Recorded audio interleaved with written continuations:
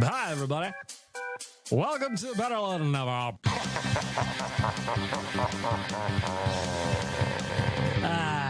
Shit. I'm not actually inside a women's prison at the moment.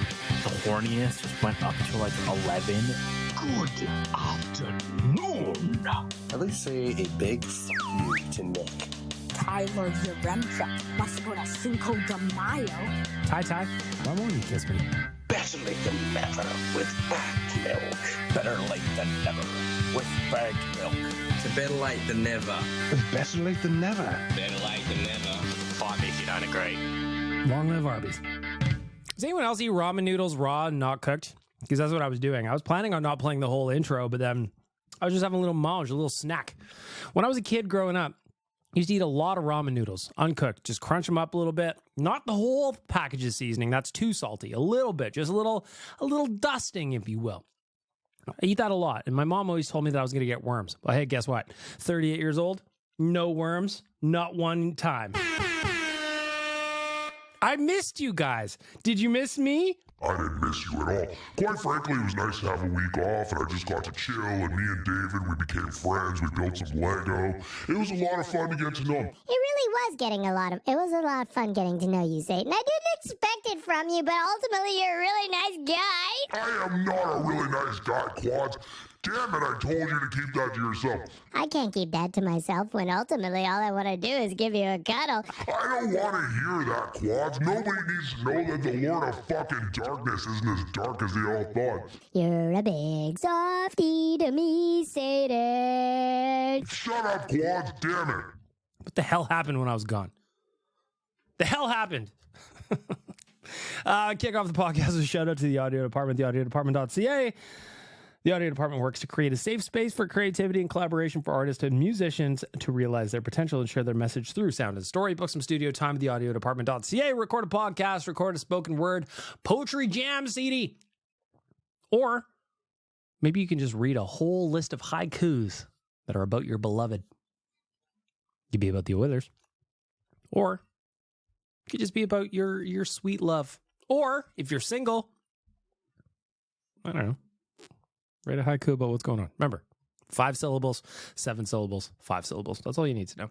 I'm going to start off real quick with just what's going on. I didn't do a podcast last week, obviously. Did you guys not listen to the last episode? I know a bunch of you did, and they were just like, hey, missed the podcast this week, and thank you for that feedback. That actually meant a lot. But then there was other people where it was just like, hey, where are you? We're worried about you. I was like, really? There was a couple messages on that I got on Twitter or X or whatever, and it just goes, "Hey, I hope everything's okay. You didn't do a podcast last week." I was like, Where am I? Could be anywhere. Where I was is actually in Toronto. So a quick Toronto recap. I left, got into the 6 on Tuesday evening, went straight to like an event / dinner / meet and greet. Wednesday, meetings all day long. Another dinner. First thing, I guess Thursday, back into meetings, Uber to the airport, back home. Friday, jump in a car. We're off to Jasper for the pond hockey tournament. So starting with Toronto. It was a really interesting experiment, or not experiment, but exercise for me, because it was one of the first times I got to go sit into, at a very corporate level, with the big business daddies in Toronto, some of the stuff that we got going on behind the scenes, just the nuts and the bolts about how the whole thing works. You know? I was able to talk about what we do in terms of content. I was able to talk about what we do in terms of social media. I was able to talk about what we do in terms of live shows and podcasts. I had a good time. I was very excited to be there. And it was interesting, just kind of a little peek under the hood. Did I understand what everything means? No. There were some conversations and meetings we had just kind of going into like how our tech works, like how actually the websites operate and how everything kind of joins together. And let me tell you one thing. I don't know that I've ever felt that dumb in quite some time. My job at one point was to take notes. Everybody in these sessions, there was somebody who volunteered to take kind of like meeting minutes of the whole thing, of what happened, like, are there any to-dos, all that kind of stuff. So in the tech session, that was me. And honestly, I just thought they were speaking in Mandarin the whole time. They were talking about like different forms of coding, different programming languages, different features and uses and blah, blah, blah. And I'm just sitting there, I'm like, How am I supposed to take meeting notes if I don't even know what you're saying? But I got it done. Ultimately, I think I got it done. You probably did a poor job. Let's be honest. You just guessed. The only thing that you probably got right was, like, the farewells. Probably didn't even get the names right. That's very rude, Sade. And then when I got home on Thursday, quick Thursday night, Oilers game Thursday night, they're still winning. We're going to talk about that in a second. But then I went to Jasper for the pond hockey tournament. So to recap really quickly, I want to give a thank you to Booster Juice and Betway for making the tournament happen. This was the best year we've ever had. 24 teams joined the tournament this year. That is the biggest of the 3 years we've been out to Jasper. Next year, our target is 40. If you've ever been on the fence about joining us for the Jasper Pond Hockey Tournament, I beg you to join us. I beg you. This year, the weather was perfect. I'm going to say it was like -1, -2, -3. If you've been to an ODR, you know that's perfect ODR weather. Like, let's be honest. So to have that opportunity to go out there, stay at the beautiful Jasper Park Lodge, play on Lake Mildred, the ice was great, the staff was great, the people that we played against were great, and it was fun to hang out with some other coworkers. Like Flames Nation had a team in there. Unfortunately, I do have to report that they did win our division. They did win our division. Team Flames Nation beat Team Oilers Nation by 1 goal, though I will say that if I was to guess, Team Oilers Nation's hangover was probably cranked up by an extra 10-12% from where FN was at. And then we also had Daily Faceoff / Leafs Nation there with the team as well. So a lot of really great people that sometimes we don't get to see them enough. Even like the Calgary folks, they're just down the highway, but don't get to see them enough. The Ontario crew hung out with Frank Saravalli all weekend. He was great as always. We just don't get to see them enough. So ultimately, it was a great time. The game, the viewing party for the BOA was great. We had about 250 people in there, I would say, watching the game with us, and it was just a blast. I want to give a shout out to Jay and Tyler and Boomer and Pinder from FN. The pregame show was a lot of fun. It was a lot of chirps. It was all the kind of things you would expect from a BOA pregame when you do a joint with the staff from Flames Nation, but it was great. Post-game show, Oilers Nation After Dark went live on location. That was also fantastic. Obviously, the Oilers won, extended their win streak to 13 games at that point. Great time at the Jasper Pond Hockey Tournament. Great time at the Jasper Pond Hockey Tournament. Great fucking time at the Jasper Pond Hockey Tournament. The only downside, and I'm going to confess this to you now, as somebody in their late 30s now and not in the pinnacle of shape. I'm not saying I'm in bad shape. I'm in reasonable shape for somebody who doesn't go to the gym. Do a lot of walking. Me and the homie, me and Frank, we go on a lot of runs. That is the kind of shape I'm in. But the old body was sore. Let me tell you, the hips were sore. The groin was sore. Playing out on that rink, 4-on-4, even though it's a small sheet of ice, it took a lot out of you. And frankly, my hands were made of stone. Absolute stone. The real problem is my boots are okay. The boots are always okay. The hands, though, you haven't held a stick since the last Jasper Pond Hockey Tournament. That's what you got from me. So I was a puck-moving defenseman. That was my role. Kind of blocking some shots. I did block some shots in the third game. I was pretty pumped on that. Sacrificing the body for the W. Team Oilers Nation finished 2-1 on the tournament. Not bad. Not great. And we Flames Nation ultimately won the division because we settled it via Flip Cup Championship. We could have played another game against each other, but as a unit, as a crew, we decided we were going to play a Flip Cup rally to settle for the championship, and that's what we did. And I don't mean to throw him under the bus. I just don't. But our leader, our fearless leader, Jay Doughton, could not flip his cup as the anchor of Team Oilers Nation. Flames Nation came back from 3 people down to win. It was a tough scene. It was a tough scene. We're not going to dwell. We're not going to dwell because ultimately, good times were had by all. And really, that's what's the most important thing. Lastly, before I get to the news, I missed you guys. It was weird for me not to do a podcast last Wednesday. Next Wednesday, I'm flying to Toronto again for the All-Star game. So I will be in Toronto again next week. I don't think I'm going to miss a podcast next week. I'm going to figure this out. So I will figure this out when I can get a podcast in. I might try and lure Tyler in Toronto to do an on-location of BLTN. I don't know what our arrangements for hotels are, but we tend to be roomies sometimes, or at least adjacent rooms. So we'll see. But ultimately, I don't want to miss another week. It was just weird. It was weird. I don't like it. I really love this podcast. It's a great way to finish off my Wednesday. So I missed you guys. All right, let's get to the news.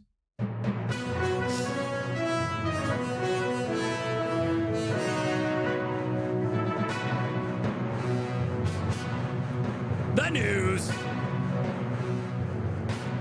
The news. Brought to you by Alberta Blue Cross. There's one thing better than making memories, or sharing memories, that's making new ones. Visit ab.bluecross.ca/travel to get more details. Where do I start? Obviously, Corey Perry signed a 1-year deal with the Edmonton Oilers. It is one of those situations that is still confusing to me, not because I don't want Corey Perry here, just I'm very conflicted emotionally, internally, you know? Corey Perry is one of those players that I hated for... How long has he been in the league now? 2 years? Or, sorry, 20 years? I was going to say 2 decades, 20 years. How am I supposed to feel about watching Corey Perry in an Oilers uniform? How am I supposed to feel about that?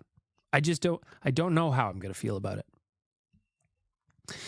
Corey Perry signed a 1-year contract with the Edmonton Oilers at $775,000, which is a league min. Now, there are bonuses in here, and according to Cap Friendly, thank God for Cap Friendly so they can figure this out for me, okay? It's $225,000 bonus that'll bring him up to a schmilly if he hits 10 games played. Now, part of me, I just said, why? He's going to play 10 games. Why? But at the same point, 10 games played for $225K is a lot better than 10 games played for $3.25 million. Tack on $3 million into that $225K bonus that Corey Perry's getting. That's Connor Brown. Still doesn't have a goal. That's a different story. Who's going to score first? Corey Perry, Connor Brown, or Cody Ceci? I'm personally thinking it's going to be Corey Perry. Now, second bonus.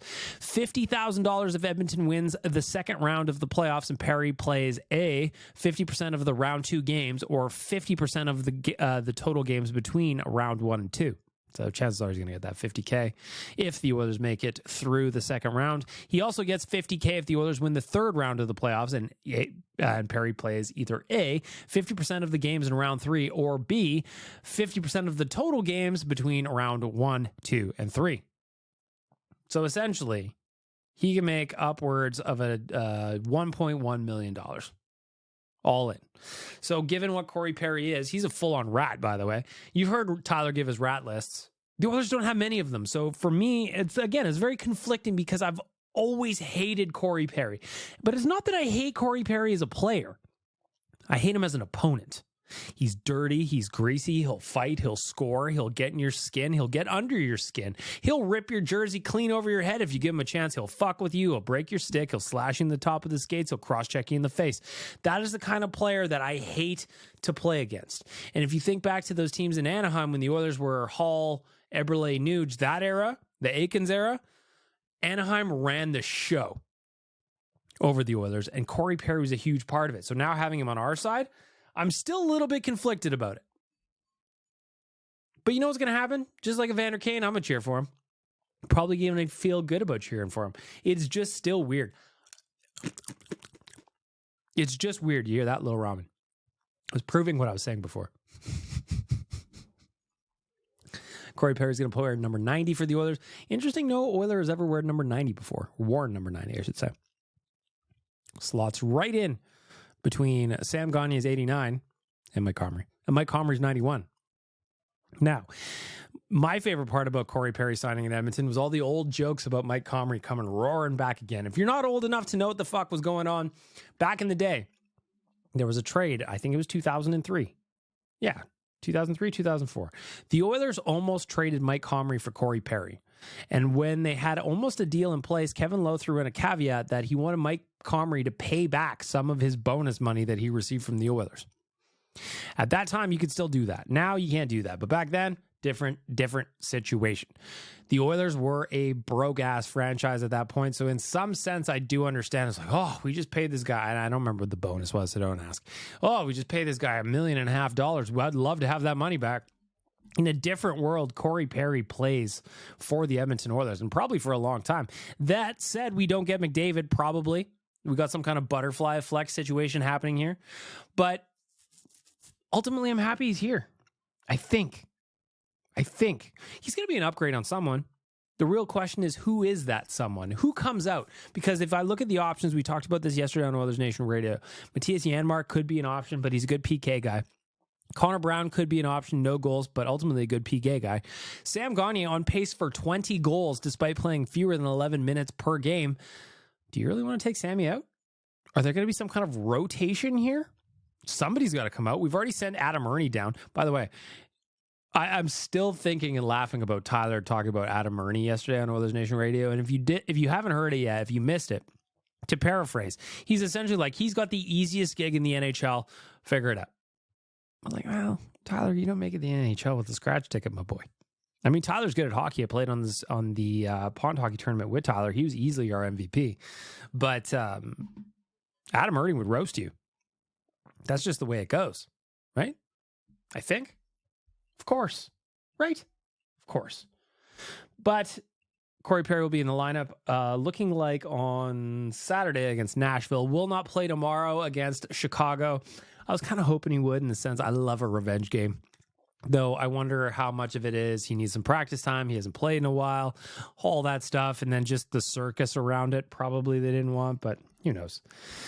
We'll see. So he's going to play on Saturday. I wouldn't be surprised if he gets in a scrap on night one or if he chips in some kind of way. Corey Perry has always been annoying. Happy to have him, even though it feels really weird to me right now. Does that make sense? I think so. Moving along, the other thing that we have to talk about, currently the Oilers are on a 14-game heater, a 14-game win streak. It's ridiculous.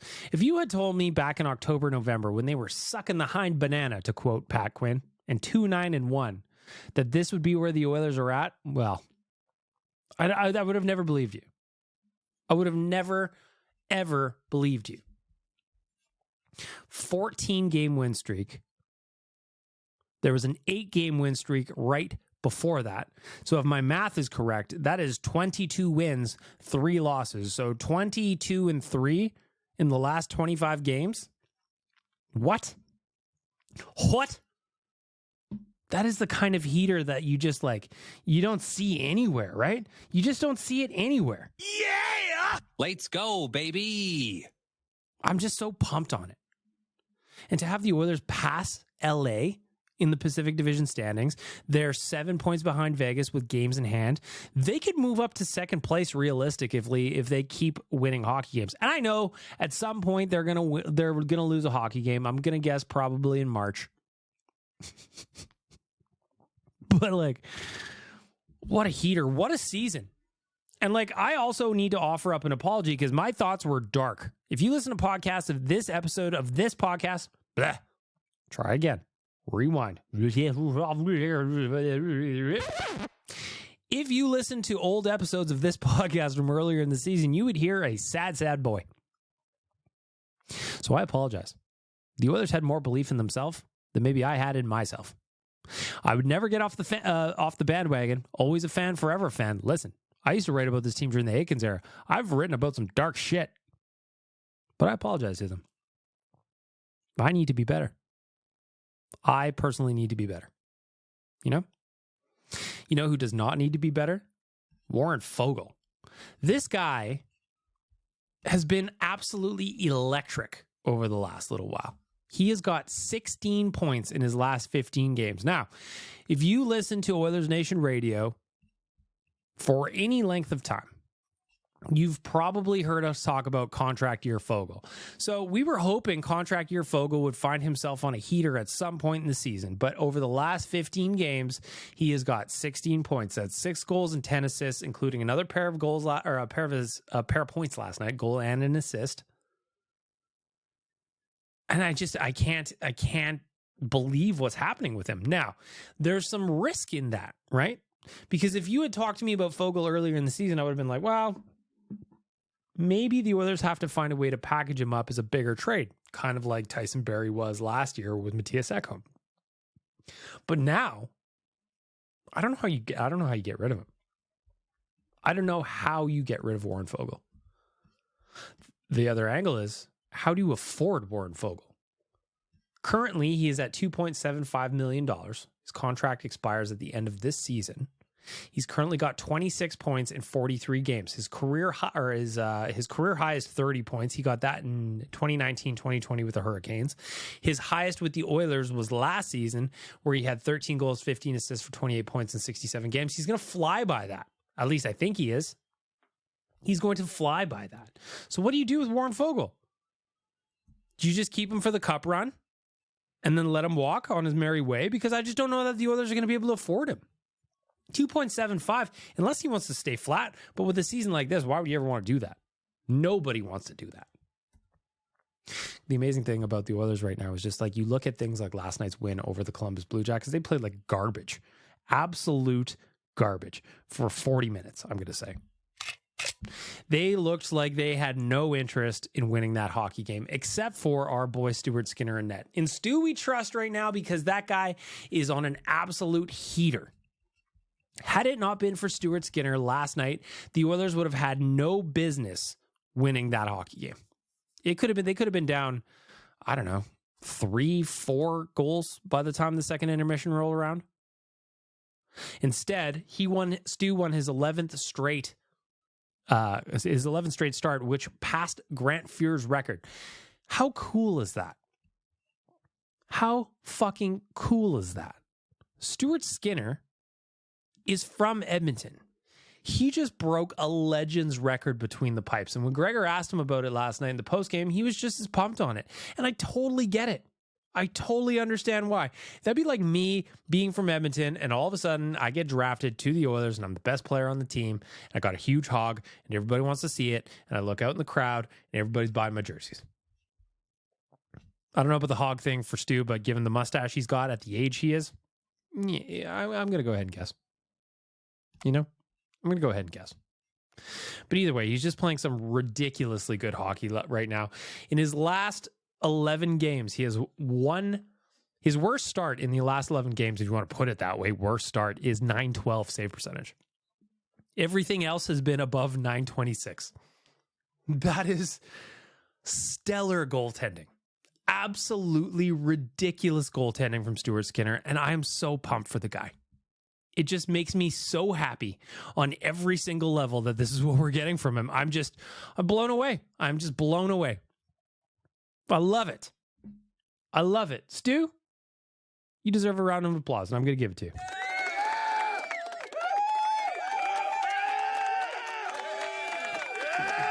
Yeah!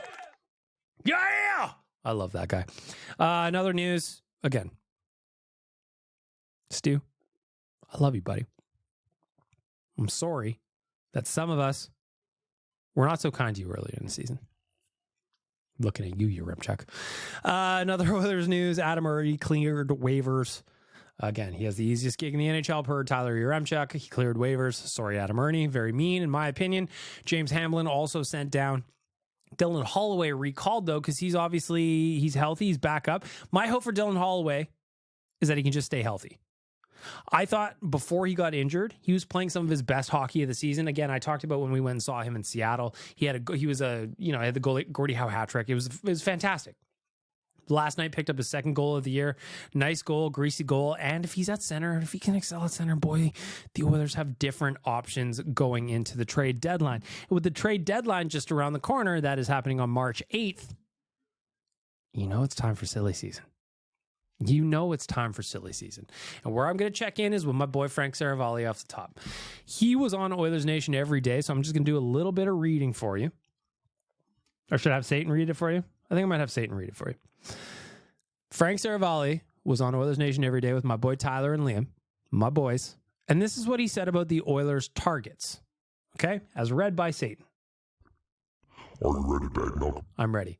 Have you have the copy for me? Could you send it over? I'd like to pre-read it to make sure I don't stutter. Well, we're kind of doing a show here. We do it in one take. You know that. We do it in one take. Well, how am I supposed to read this whole thing? There's a lot of text that I don't want to stutter. Well, you're going to have to figure it out. You want me to read it? Can you read it? I could happily read it to you. I don't want you to read it to me. I want you to read it in my ear so I don't fuck it up. I don't think that's going to work, Satan. I think it's going to work. Both of you quiet down. I'll read it. No, I'll read it. And I quote from Frank Saravalli. When I did my article about top objectives for each team headed into the trade deadline, for the Oilers, it was a third-line center and a second-line right winger. Third line center, second line right winger. I'm with you. Getting those two pieces for free, signing Perry and Holloway coming back from injury, it changes the outlook of their trade deadline. They have so much flexibility now. Plus, with less assets out the door, I think it opens up the door for them to move Jack Campbell.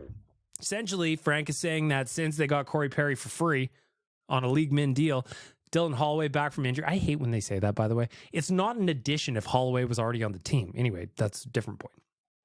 Now they might have the assets to move Jack Campbell. Are we nearing the end of Jack Campbell? Maybe. I'll continue for Satan because I'm probably tough to hear. You could say, why do they have to do that now? But if you're ever going to go after someone that has term on their contract, you have to have cap space beyond this season and into the future. If you were to say, look at the Campbell signing, obviously a mistake, whether it's now or later, we're going to have to pay the price to get out of that contract.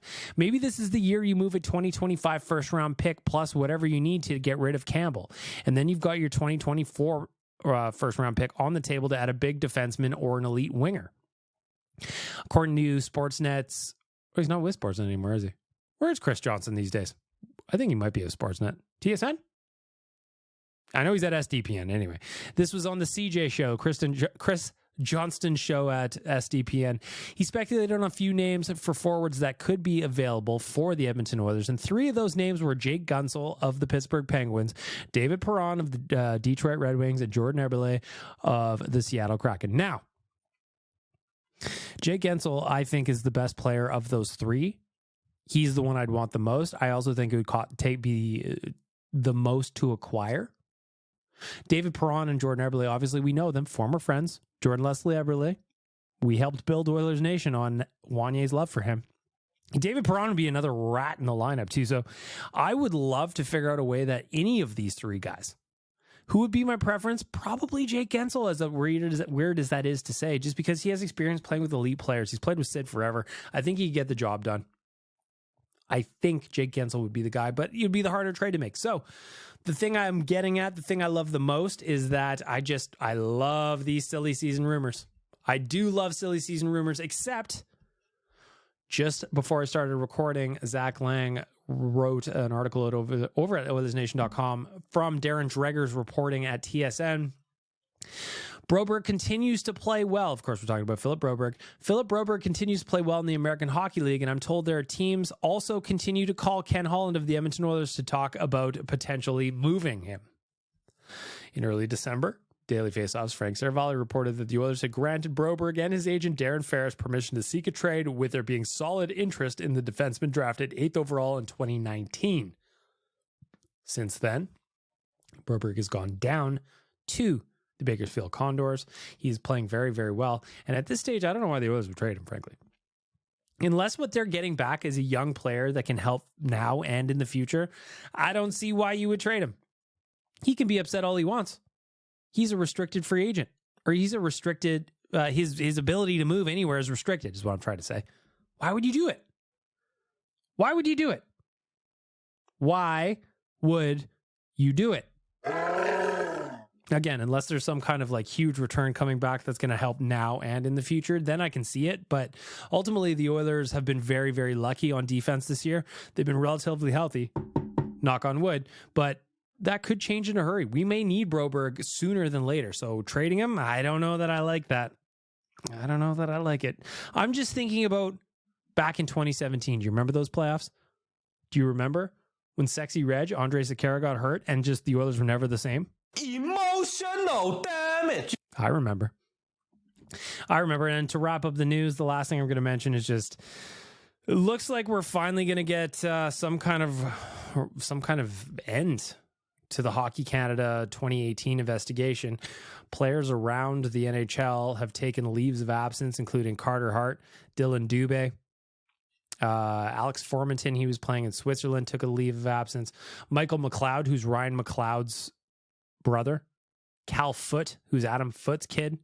All 5 of them have taken unexplained leaves of absence from their teams, though Dylan Dubé did, the Flames did announce it was part of a mental health initiative for Dubé. I'm not trying to speculate here, but all 5 of those guys did play on that team. It does look like, according to Rick Westhead, there's going to be some information coming, including that 5 players from that team have been asked to report to London, Ontario police. So we're going to get some information, and I'm not going to speculate too much, but other than just to say this is an awful, awful situation. It just is. It's gross in every way. I'm deeply disturbed by it, and the hockey's got a lot of work to do. A lot of work to do. Again, we're going to follow the story along as it comes out, but it's not good, man. It's not good. That 2018 team, those 5 guys, we'll see what happens. That's how we're going to wrap up the news.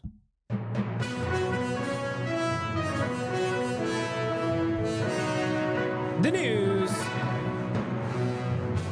is brought to you by our friends at Alberta Blue Cross.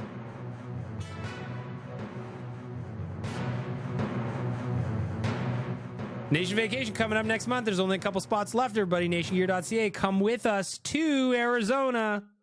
I beg of you. Well, howdy now, friends. Whether you're down here in Texas, up there in Sherwood Park, stuck in Wanye's basement, or 2 inches inside of a badger, you're listening to Better Lait Than Never with Bag Milk.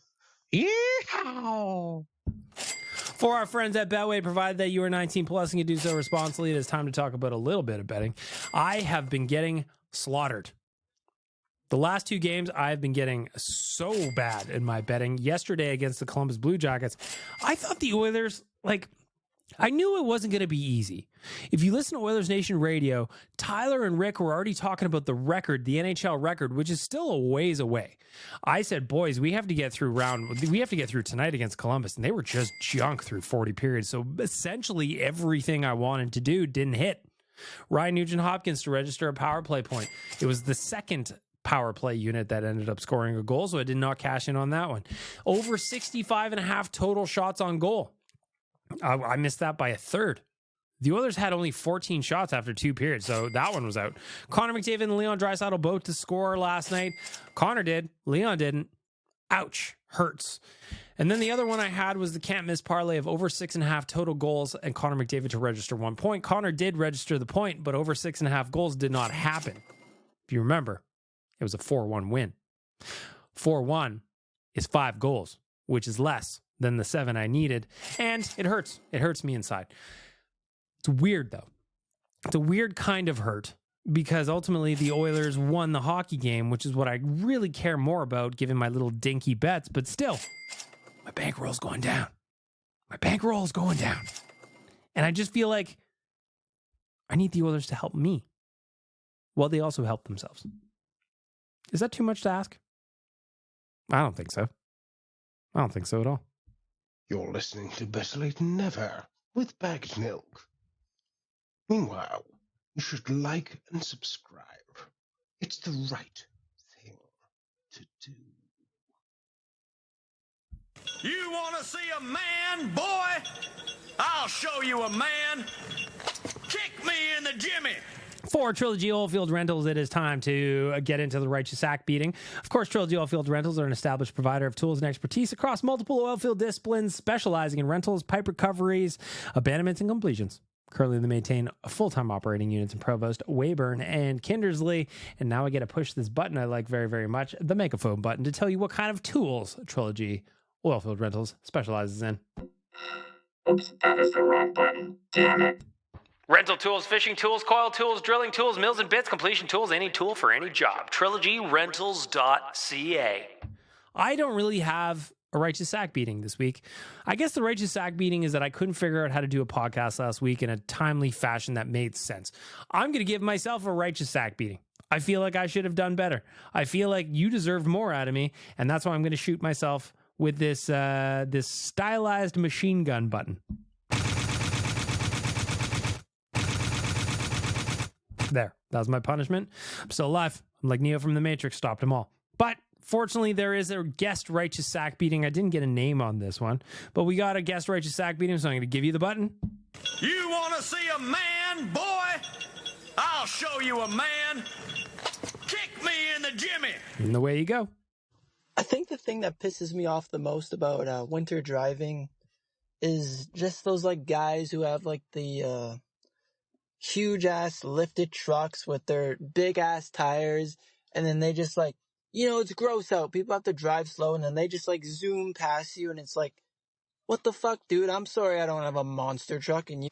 It's interesting you say that because on the way home from Jasper, while we were there on the Friday night, got a dump of snow.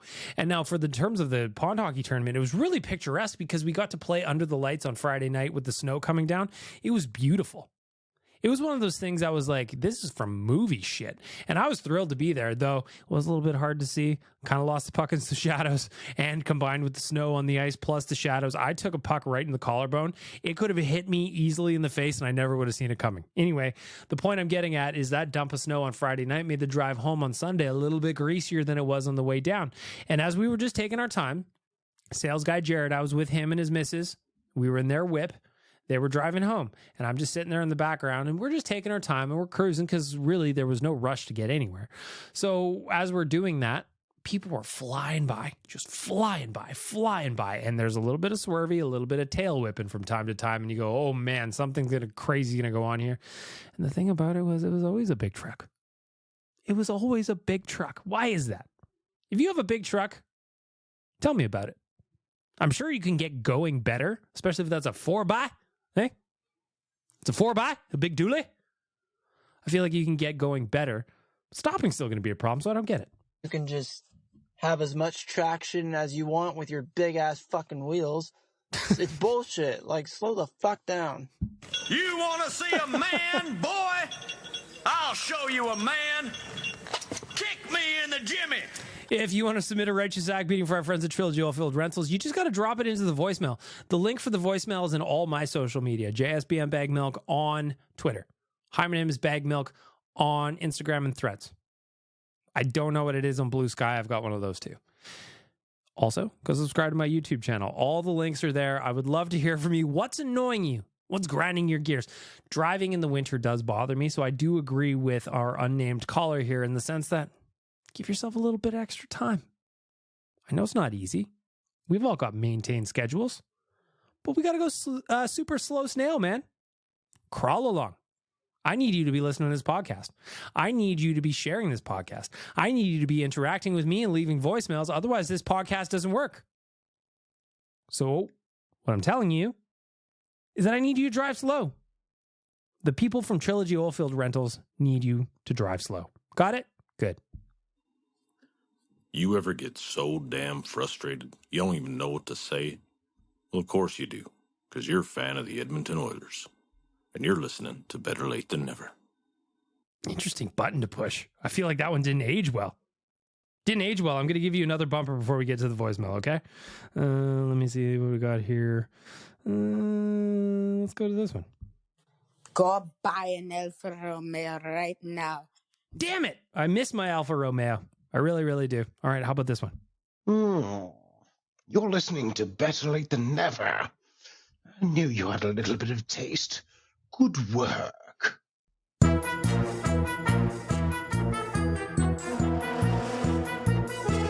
The voicemail is here.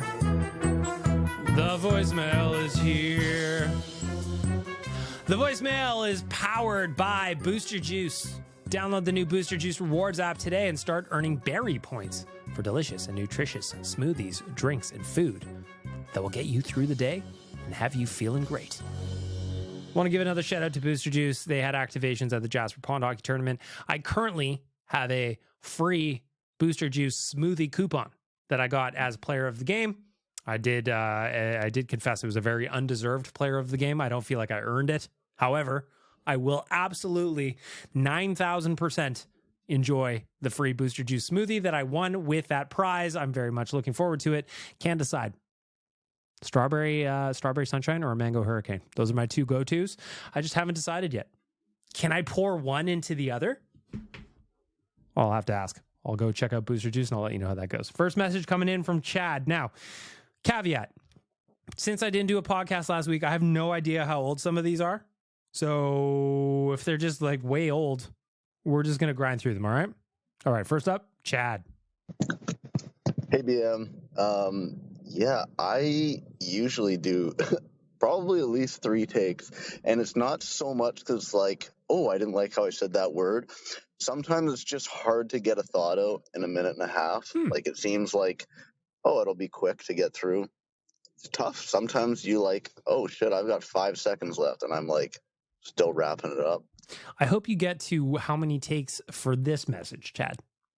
How many takes did this take you? Are we going to get there? I do find it interesting. I always do. In fact, I was talking about people doing more than one take at the Jasper Pond Hockey Tournament. There was a podcast listener that happened to be playing, and he came up to me and he goes, "What are we going to do tonight, BM? One take only." I go, "That's right, pal. I ain't got time for more than one take." You know, we're almost an hour into this podcast. Still one take, baby. Still one take. Chad, back to you. Even though I try to be fast. Anyways, yes, Oilers sucked yesterday. It's not like the worst I've ever seen them play, but it was just a lame game. What game are we talking about? Yesterday? I mean, it could have been about the Blue Jackets game, frankly. But then again, this message has come in from a week ago or 2 weeks ago. Which game are we talking about? The Oilers haven't lost in over a month. So I don't know what we're talking about. I went out for it with my buddy and just felt like we were there for like 3 hours. And lastly, and I know I'm not the only person in this situation, but I do love it. I think I got you beat on the bed situation. All right, now we're talking. We're going to talk bed situations. Still don't know which game was shitty. I'm just going to assume it was yesterday. It was the Blue Jackets, even though I have no idea how old this is. Back to the bed situation. That's what I really care about. I have a house. I'm in a relationship, but I live alone. Braggart. So I have 3 bedrooms upstairs. One of them's my office. 2 of them are bedrooms, and 1 has a TV. What I would say is any bedroom in your house could be a bedroom if you really put your mind to it, right? Think about it. 1 has a king bed, 1 has a queen bed, and I pretty much sleep in whichever one I want. And usually there's 1 dog on either of the beds, so I will like go to sleep in one of them, wake up in the middle of the night and be like, that other bed seems like it might be comfy. Ooh, there's another dog in there. I'm going to go cuddle with that dog. And I'll like finish the last half of my night in another bed. Pretty awesome. Do recommend. So I also, the house I live in now, like I do live with my missus now, but this is my house and I've owned it for a while. And I have 3 bedrooms in my townhouse. 2 of them are bedrooms. 1 is my office / the studio that I'm recording in right now. I wish I tried that. I wish I would have tried that. I didn't think of it. Like I have a bedroom downstairs with like a spare bed, right? I'm more of a fall asleep on the couch guy. I fall asleep on the couch all the time. It is very, very common for me to, hey, Frank, come here. Frank, hey, where you going, buddy? I've got the mic, Frank mic right here. It's handheld now. Used to put it down on the ground. And I was like, you know what? I'll just turn it up when he's in the room and I'm going to stick it in his face. Now he just left. I was going to try it out. Anyway, I fall asleep on the couch all the time. It's not uncommon that I wake up in the middle of the night. I'm like, where am I? And I'm on the couch. I do like that system though, Chad. I do like that system. You're listening to BBC Radio Arsewipe, and it's 24 minutes past the arse-twiddling, cock-juggling hour of 11, and we've got up next, it's the 80s classic, Arsewipe and Thundercunt. Solid as a rock. Lord. Yes. Oh, my Lord. Doggy Volley he is in the bag on those ones. Ari, what do you got to say? Hey, just wanted to send out my condolences to Robin Brownlee's family and all of Oilers Nation. He will be missed for sure. In your BLTN on him, I could tell that he really, really meant a lot to you. Yeah, he did. Can't say that I knew the man, but over the few interactions that we had on Twitter, I could tell that he was really, really passionate about what he did. Yep. He agreed with my assertion that the young Twitter general managers are doing a better job as general manager than Ken Holland is right now. So of course. That's cool, I guess.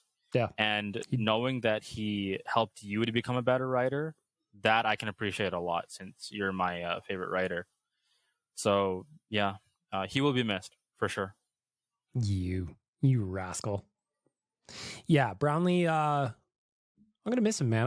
It's weird now not having his stuff up. I just think about this 14-game heater the Oilers are on right now, and just what would he have said about it? Canadian record, We're trying to figure out some ways to keep kind of Brownlee going. Like, off the top of my head was his Sunday feature that he did forever. And I think my idea is, like, maybe we'll keep on the off the top of my head going, but with guest writers from time to time. I just don't know how that's going to work. I haven't thought that far ahead yet, but I'm thinking that there's a way to do it. There's got to be a way to do it. Well, that's our swipe and thunder cunt, solid as a rock. So, what are you eating for your afternoon food? Text in if you eat food. Personally, I don't, because I'm a vacuous anus. But yes, text in with your food ideas. Next up, here's Annie Lennox with For God's Sake, Fuck My House. What are you talking about? What are you talking about? All right. Next voicemail. We're working through the Booster Juice voicemail here. Better Late Than Never. What do you got to say, anonymous caller? Hey, Bag Milk, it's Presto. I sent you an email because I couldn't get my microphone on here to work forever. Finally figured it out. I just wanted to say that your pod about Brownlee is the best thing I've heard you do. It was emotional. It was personal. It was professional. And the heartfelt way you talked about him was absolutely touching. And everybody that listened to it could feel how much he meant to you. If you're worried that he doesn't know how you felt, well, I think he does now. And I think he was hard on you because he must have seen the potential that you had. Because look at how well you are doing. Look at how successful you are. And that is the best way to keep his memory alive, by doing the show at the standards that he set for you, that you achieved. So I know you don't know me very well, Bag Milk, but I feel that you must be a pretty awesome guy just by how emotional you got about your friend. Keep your head up, man. I hope that, his family is doing well, and, my condolences to you and to all the people that lost him. And like I said, Bag Milk, the only thing you can do is keep his memory alive by producing your show and doing it to the level that he set for you. So cheers, my friend. I have some Oilers stuff, but obviously this is not the day. And I got to say, the no sound effects, the no nothing was perfect. Again, best thing you've ever done. Cheers, my friend. Well, thanks, Presto. That was really cool. It was one of those ones where, if you listen to that podcast, clearly it was day of, just kind of spoke. I just kind of spoke about the guy. He did mean a lot. Like I said, over the last 4 or 5 years, we got to be pretty close. So it was one of those ones that was completely shocking. Like I just said to Ari, it was, I just didn't see it coming, right? Didn't see it coming. Definitely going to miss him. I miss his humor, miss his writing. He was my favorite sports writer of all time. So it was really, really cool to get to work with him for a decade. Even cooler to be able to kind of, develop a different kind of relationship over the past 4 or 5 years. I thought that was really, really cool as well. What do I got here? Another anonymous caller. What do you guys say? Hey, Bag Milk, Presto again. There'll probably be one more, because now that I figured out how to make it work, it's taken me a long time.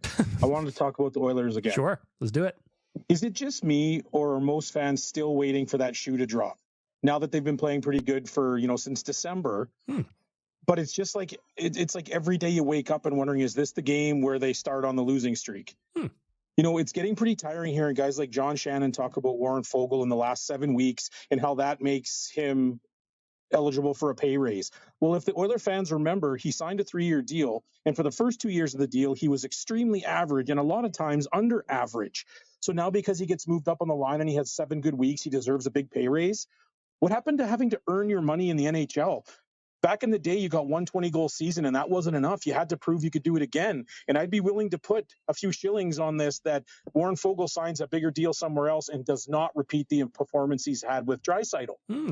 It's just frustrating. I want to ask you that directly, Bag Milk. Are you worried about this team? Do you think this defense is Stanley Cup ready? They have 0 cap room. They've got the anchor of Campbell. To me, I'm still not convinced it's a Stanley Cup contender. I think it's a very good team, but I'm not sure they can compete against the Vegases and Colorados and Bostons and all them with the defense that we have.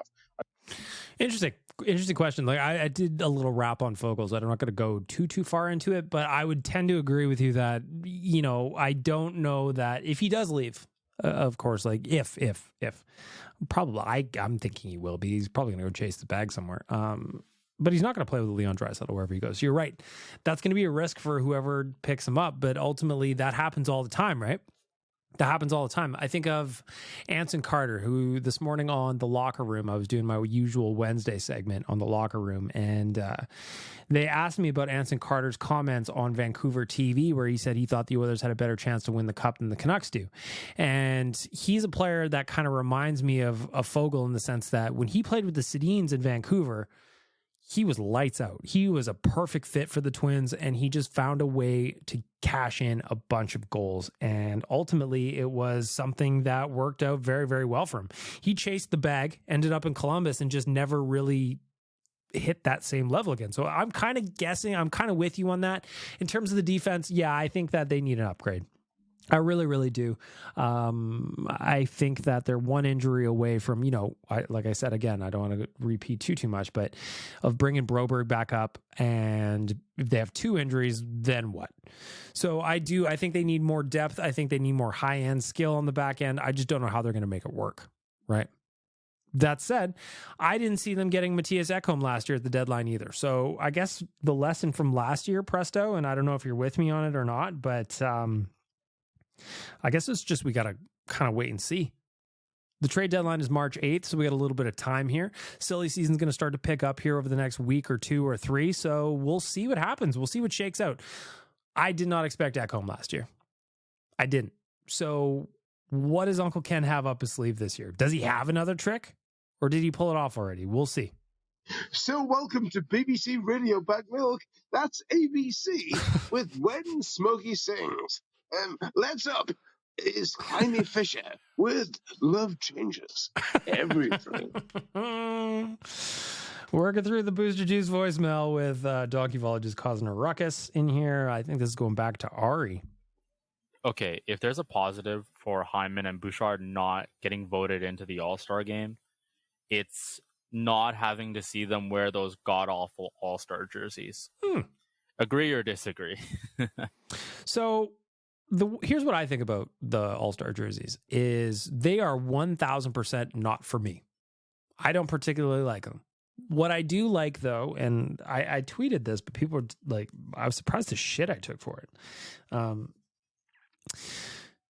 I like that the NHL went to a third-party vendor like Drew House to try and do something different. Now, Drew is Justin Bieber's company, the All-Star Games in Toronto. I'm going back there for it next week. It makes sense that one of the biggest celebrities from your city, Justin Bieber, has a clothing company that you would collab. That's what I like. Now, if it was in a different city and it was like, I don't know. I don't know if it was in LA, right? And they collabed with Violent Gentlemen on making those Violent Gentlemen All-Star jerseys, I would think the same thing. Maybe they're not specifically for me, but I do like that they try to do something else with a different brand and not just recycling what they've always done. So I do appreciate the effort. Maybe the execution isn't necessarily where I wanted it to be, but again, I don't think those jerseys are for me. But I think that there's something to like about the idea, I guess is what I'm trying to say. Maybe I'm wrong. Gord knows it's happened before. What's up, Ben? Okay, no, it's been a while. It's your boy, Ben. Ben, you all right? You sound like you're underwater and you sound sad. What's going on, buddy? Talking so far. Calgary tomorrow night. It is currently Friday. Good news, Ben. Oilers won that game too. Right. Our prediction is we got 4-2 empty netter. Close. Your predictions? Oh wait, no, it would have already happened by now. So, have we found out who the thing is? Like the guy that's like Zol the Will of Thousands. That's it. Have we figured out who that is yet? Actually, Zol the Will of Thousands hasn't called in a long time, and I kind of stopped caring, to be honest.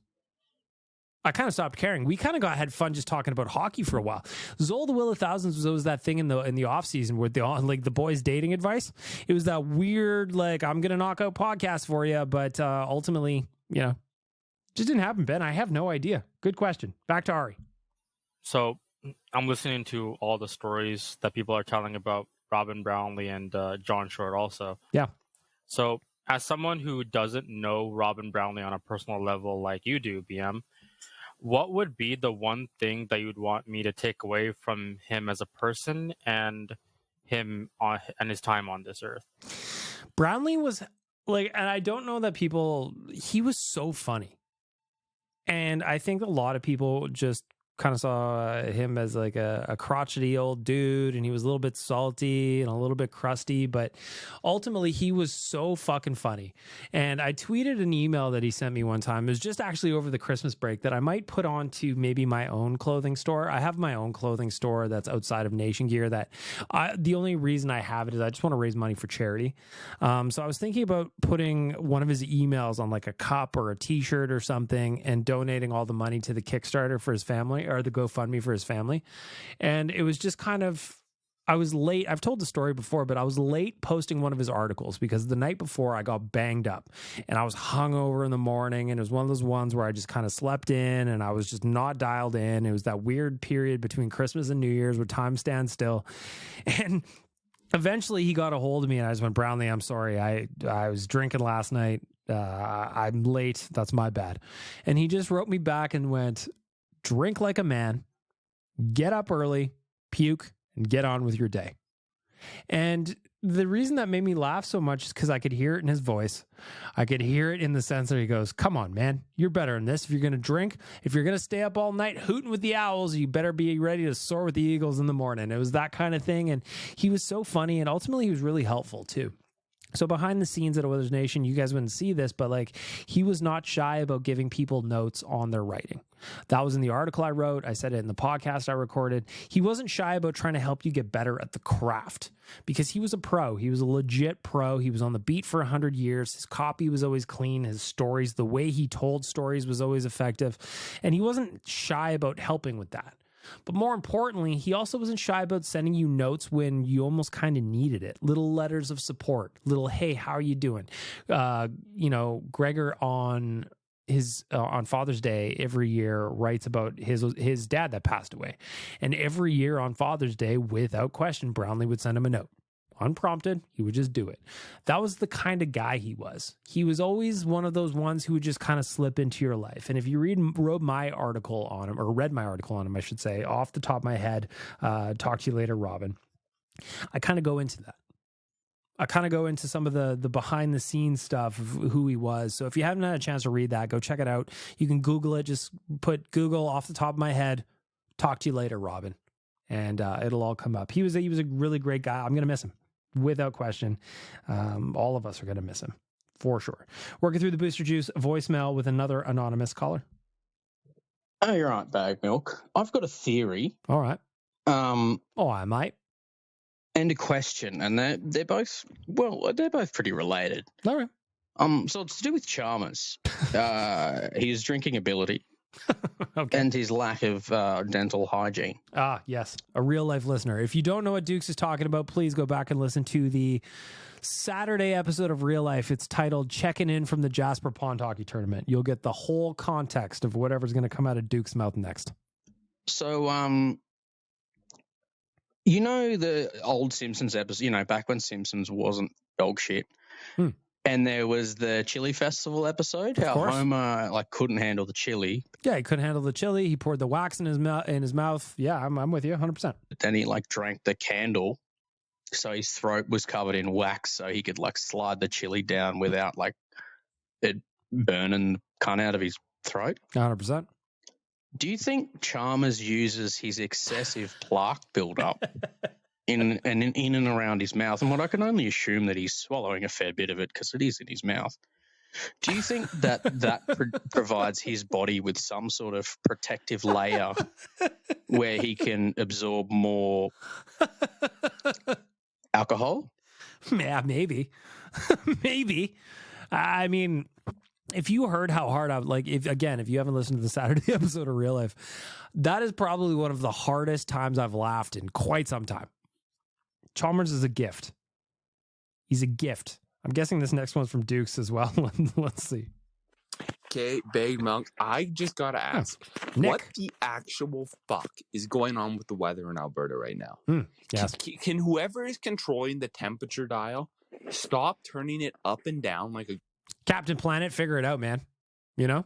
Come on, Captain Planet. goddamn toilet seat. It is really starting to piss me off.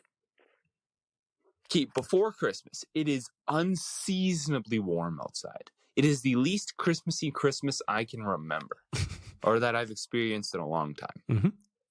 Immediately after Christmas break, we get plunged into this fucking deep freeze that is one of the coldest deep freezes I can remember. It was outrageous.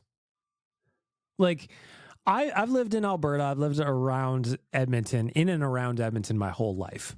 And that was one of those things where it was so shockingly cold that I couldn't handle it anymore. You know? I was just like, this is nuts. Wind chills up to minus 50 or like below. What are we doing here? I don't remember many times where we've had a solid week of minus 40.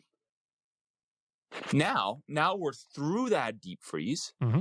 We're immediately back up to fucking hot. It is supposed to be 18 above in Lethbridge next week. Really? Hang on a second. I'll have a little look-see here. We're going to do a little weather report. A little Better Lait Than Never weather report. Looking at Edmonton, I don't get anything close to that. Although, today was 1 degree, tomorrow 0, 3, 3, 5, 6, 5, 7, 5. Yeah, I'm going to take it, Nick. I'm like, if you're complaining about this, I'm not going to complain. Though I did read that Alberta is in line for some major droughts as a result of the lack of snow. So we need to kind of hope for some major rain here in the spring. But we'll see what happens. Back to you, Nick. 18 degrees. Let's go. Can we stop with these goddamn temperature swings? These 60-degree swings? Like, what's wrong with just a solid minus 7? Yep. Like, why can't it just be consistent minus 7? Why does it have to be these fucking either hot or so fucking cold you freeze your nuts off? Like, I guess this is global warming manifesting itself. Thanks, greenhouse gases and greenhouse effect. Anyways, like, can we just calm down, weather? The weather is so bad. Like, my truck wouldn't start for days. And like, if you put in a request with AMA or whatever, it was just like, they're just like, hey, I'm sorry. If you want to boost, it's just going to take a minute. If you got like somebody around you that's got jumper cables, like, that's the move right now. So I ended up going to buy one of those booster packs that ended up, sorting my problem out. But that was not the plan. That was the result of just being like, I wonder how long it's going to take a tow truck to get to my house and boost me. And they go, just not. And I go, oh, all right. Well, I guess it's on me then. And I handled it. Fucking handled it. So, Nick, I'm with you. The 60-degree temperature swings is just, yeah, it's nuts, man. I don't even know what to tell you. Back through the Booster Juice voicemail. What is probably Donkey Volley again, I'm guessing. So that's Living in Another World by Talk Talk. You're listening to BBC Radio. Bagged Milk. Hello. What's up next is Justin Schultz with the weather. No, if we're going to do some top 40, hang on a second. We're going to do a little top 40 here. Better Late Than Never. Bag Milk here. Checking in. It's 5:54, almost nearing the top of the hour. It is a 1 degree Celsius in Edmonton, Alberta, Canada. It is Wednesday, January 24th. Coming up in the news, we're going to recap what's going on with the Edmonton Oilers. Corey Perry won't be playing tomorrow against the Chicago Blackhawks, his former team, but he is expected to join the lineup on Saturday versus the Nashville Predators. Now coming up, Ty Ty, Why Won't You Kiss Me? Why won't you kiss me? See, that's how you do it. That's how you do it. I should have been top 40 DJ. Hey, Taylor, if you're listening to this, can I come co-host your show with you? Taylor from Sonic? I would love to just sit in there with you and just like play some tunes. You know? You'd be like, you can't play Blink-182 every other song. You just can't. I'd be like, yes, I can. Yes, I can. Yo, Bag Milk, can we talk about how annoying these offside reviews are and these like goal reviews? Oh, buddy, they drive me nuts. You know what? I'm going to let you do your thing and then I'll do a rant on it. Like, the offside reviews drive me nuts, and I fucking hate Matt Duchene for the goal he scored like 10 years ago or whenever it was when he was in the Avalanche that caused all this shit. It's so annoying. Like, I get it. I get why the NHL does it, and I get why they take a hard line with it. I listen to a lot of 32 Thoughts, and Friedman and Merrick talk about it all the time, and that the stance of the NHL is they don't want a goal counting in the Stanley Cup playoffs, Brett Hull, that should not have counted based on the rule book that was called in the regular season. Like the one that Cale Makar scored in the second or the third round against the Oilers, where it was just like, well, okay, there's a guy 3 feet offside, but I guess he lifted his stick up and that's not possession. So what's possession? It's ridiculous. So I get why they take such a close review. And if you're just a little bit over the line, you're offside. I get it. It's just really annoying. It is so goddamn annoying. Nothing quite kills my hockey boner like an offside review. Totally. Nothing gives me whiskey dick like it. Actually, that's a lie. Do you know what else gives me whiskey dick in hockey? You know what else makes me soft as a noodle? Loser points. The Oilers are on this massive win streak, yet they're only keeping pace with the goddamn LA Kings because the Kings have 9 overtime losses. The Los Angeles Kings have won a single game more than they've lost. Yet they are right there with the Edmonton Oilers in points because loser points. Totally. For something that just does not exist in the playoffs, doesn't fucking count. It's really goddamn annoying when that is keeping a team in the playoff race like LA or Seattle. I'm with you on, like normally, Nick, I don't always agree with you on things, but yep to all that. That's all I got to say. Yep. So that's 5 Young Cannibals with the only song that anyone knows. And next up, here's 7 in a row from Phil fucking Collins. Oh, 7 in a row from Phil Collins. That's a run that I would love to be a part of. Do. You already know what I'm talking about. Last message in the Booster Juice voicemail for the week comes from Adam. Adam, what do you got to say? Hey, Bag Milk. I had a question for you. At what point do we start putting Stuart Skinner in the conversation with Carter Hart and Thatcher Demko? I mean, I don't know that I want to put him in the conversation with Carter Hart after the news that's coming out this week, but maybe that's just a bad joke that I shouldn't have said. Back to you, Adam. Ignore me. With the great young goalies of the next generation. These guys are going to be the Quicks, Lundqvists, and Prices of the next generation. When is it okay to put Skinner in that conversation? Because he has been unbelievable. He's been unbelievable. Like Thank Stu, you. Yeah, no problem, man. Stu has been fantastic. I totally agree. I just don't know what is the appropriate sample size, right?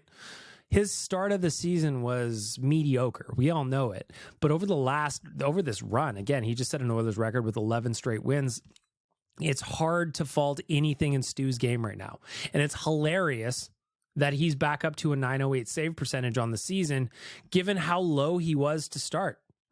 And that's a credit to him. That's a credit to him grinding. That's a credit to him mastering his craft as best he can. And I'm with you. I don't know that the answer is yet, but damn it, I'm in. I'm in, Adam.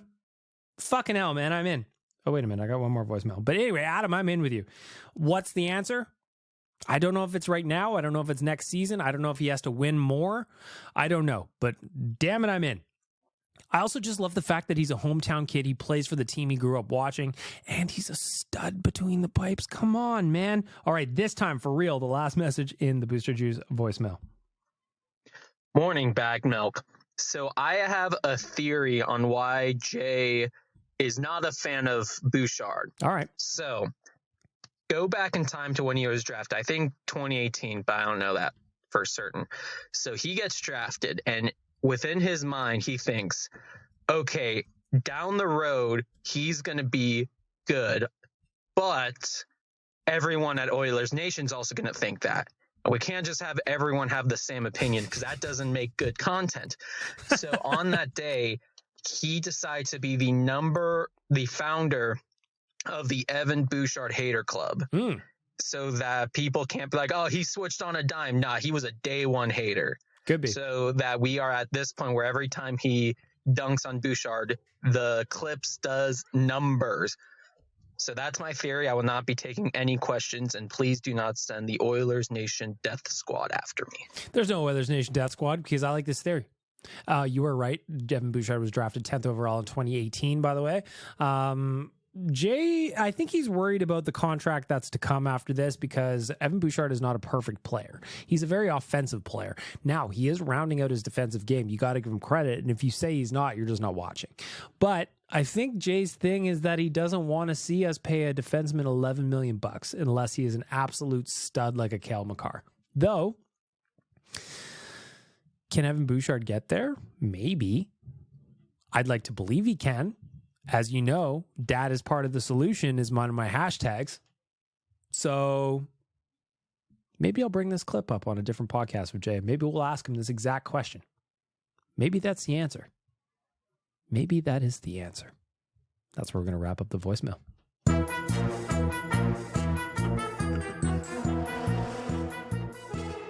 The voicemail brought to you by Booster Juice. Go get yourself a strawberry sunshine or a mango hurricane. Come on, man. Fueled by Booster Juice, download the new Booster Rewards app today and start earning berry points for delicious and nutritious smoothies, drinks, and food that will get you through the day and make you feel good about yourself. Booster Juice. Find a location near you. Going to wrap up the podcast with that. We're going to give a shout out to Booster Juice again. Thank you to everybody that joined us in Jasper for the Pond Hockey Tournament. It was awesome. Greatest weekend of the year. If you want to join us on another great weekend, the nation vacation is less than a month away. We're going to Arizona to watch the boys play in a teeny tiny little arena. There's still a couple of spots left, but the drop dead date is coming up later this week. If you want to come with us, and I promise you do, nationgear.ca is where you need to get all the details for that trip. Join us. Come hang out. Let's have a great weekend. Let's go watch the boys continue this winning streak, continue this heater, and roll right into what will be a Stanley Cup season, in my opinion, I hope. Please?